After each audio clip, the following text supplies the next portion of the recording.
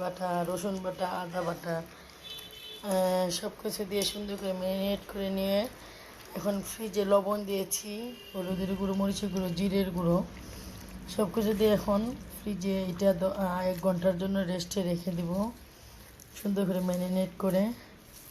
তো এখানে প্রায় আধা কেজির মতো পেঁয়াজ দিয়েছি, প্রায়, কারণ 1.5 কেজি চাল, 2 কেজি মুরগির মাংস, আধা কেজি পেঁয়াজ আছে এখানে, প্রস্তুত করতেছি। তো কেমন হবে রান্নাটাও দেখিয়ে দিব পরে, এখন ম্যারিনেট করাটা দেখালাম। এটা এখন ফ্রিজে রেস্টে রেখে দেবো। ভেজে নিচ্ছি সুন্দর করে বিরিয়ানিতে দেওয়ার জন্য। গাজরও কুচি করে রেখেছি,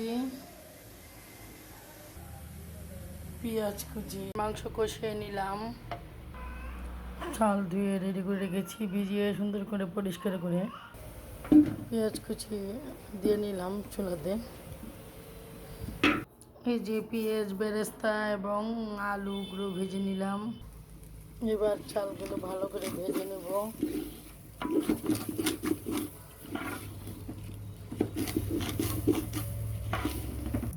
চালটা লাল হয়ে আসার পরে আমি এই যে গাজর দিয়ে দিলাম। এবার পানি ঢেলে দেব। এই যে গোস্ত চালের ভিতরে দিয়ে দিলাম, পানি দিয়ে দিছি, এখন হওয়ার পালা। এখন বাকিটা হয়ে যাবে, 5 মিনিট লাগবে, এখন দমে রেখে দেব। এই যে দেখুন অবশেষে হয়ে গেল আমার বিরিয়ানি রান্না।